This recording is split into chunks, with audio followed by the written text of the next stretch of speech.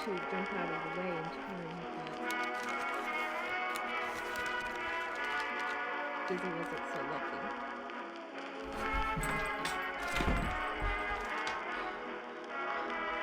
Running from sea monsters is really tiring. I speed against strange messages from people saying you will see monsters.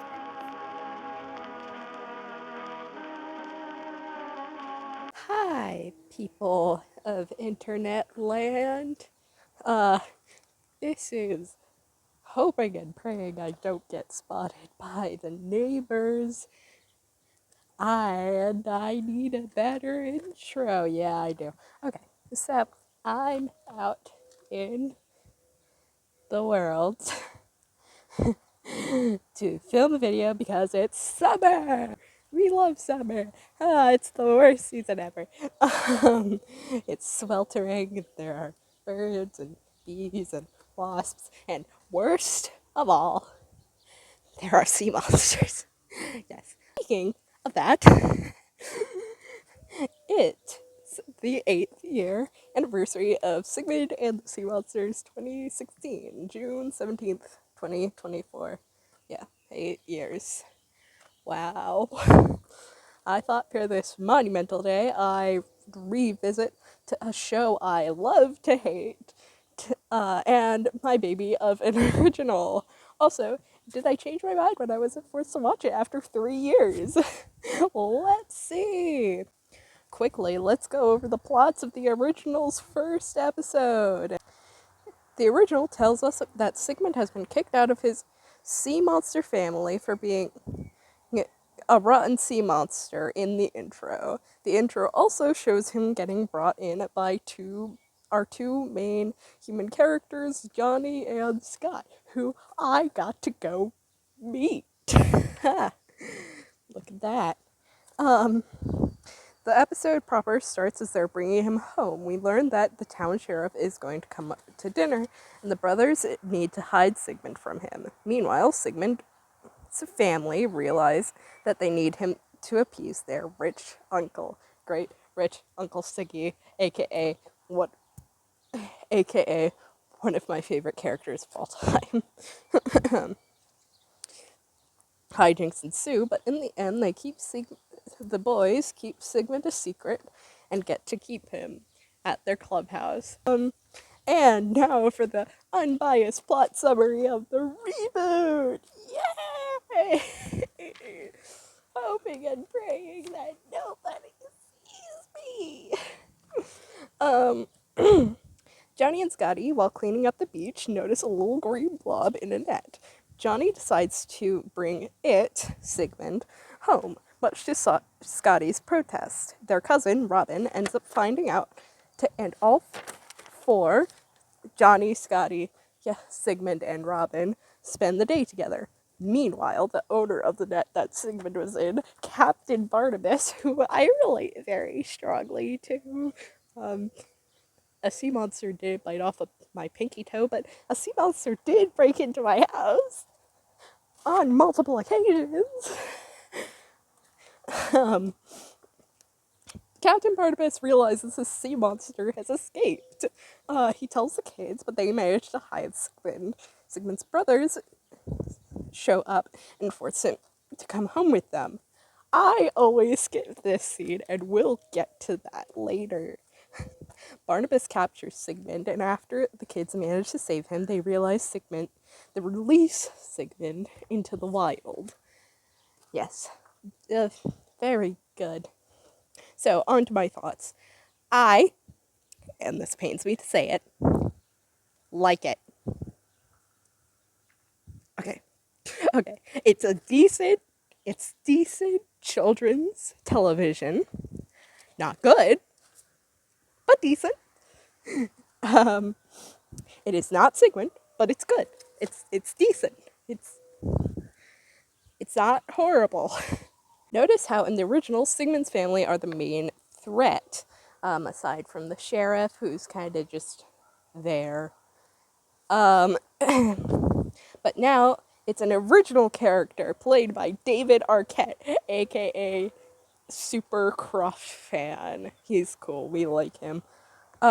In like 2 weeks, there's going to be a video about what constitutes art, and it's if someone cared or cares about it. The original has more care from my perspective, but David Arquette is eating this up. A neighbor spotted me, and now there's a car here. Great. Where was I?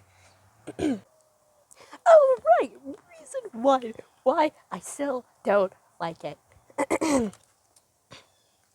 Number one, Blurp and Slurp, aka Sigmund's family. Blurp and Slurp are Sigmund's older brothers. In the pilot for the reboot, they are the only two other sea monsters who appear, and we're only introduced to their mother later. In the original, we get 5 sea monsters who are not Sigmund: his brothers, his parents, and his uncle. Reason number 2. A bad moral. Blurp and Slurp in the reboot threaten to, the kids when they're asking Sigmund to come home with them. That's why I skip over that scene. Yet at the end, even though we've seen how horrible his family is, he gets sent back because it's the right thing to do. Right thing to do. Yeah, it's the right thing to do. Number 3. I'll say the things I like now. The first 5 minutes. Scotty. David Arquette. Some of the sets. The classic Amazon Kids writing. I was an Amazon Prime Kids kid.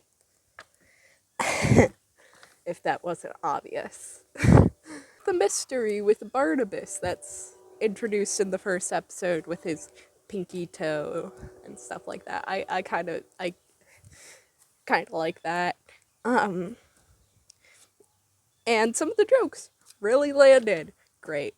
Though there was one in a later episode. I didn't watch the later episodes for this analysis, but in a later episode, they just tried to stage an intervention for Barnabas because he's crazy about sea monsters and all that jazz. And they have a podiatrist there, and he's just like, yeah, why do you have him here? Nobody's here. Okay. He looks at me all day, which is kind of a cheesy and corny joke that I don't really enjoy particularly. But yeah, it's there. Number 4. The voice acting, for reasons why I don't like it. The voice acting and the puppets. If you saw my recent collab with ST Tech and Let's Go, you'll know I don't like the modern Croft puppet style. That's more of a personal thing, but also Sigmund's voice actor is very high pitched, like this, and I guess I'll just go back into the water. Oh, Monsters. The seaweed has eyes. I'm not seaweed. send me off to Marineland. Like that. Also, my posture is horrible. This is a quad workout. Number 5. It's not Sigmund. I really like the scenes with the human characters, but not the ones with Sigmund or the sea monsters. So the title characters. Sigmund is my favorite Croft character, but this isn't him. He doesn't have the. Oh, well, I guess I'll just go back into. I'm not seaweed. He doesn't have that. He doesn't. It's not him. And it's not like what most likely happened with Velma, where it was an original idea slapped onto an already existing property. Yeah. This show was written and created by Cy Rose, aka the person who wrote the Puff and Stuff movie, helped produce Puff and Stuff, was the person who came up with the idea of this laugh track on Puff and Stuff, helped write and create the original Sigmund and the Sea Monsters. This guy is a Croft legend. This was his last project before he passed away in 2011. He never got to see the finished product. It makes me sad that I hate the last thing this man created. It's sad, really. I wish this was just about the kids and Barnabas instead of being a reboot of one of my favorite shows. Would I recommend Sigmund and the Sea Monsters 2016? If you are a fan of the original, no. But if you have kids aged 7 to 12, it's a fun show. But since the original 1973 show is available for free on Tubi, I would suggest it instead. In my opinion, the original scores like an 8 out of 10. I'm totally not biased. And the reboot scores either a 5 or 6 out of 10. Better than I thought it would score. Well, that's been your alarm clock call for the day. My fear of sea monsters has been cured. Feel free to carry on with your day. Nope. Still scared.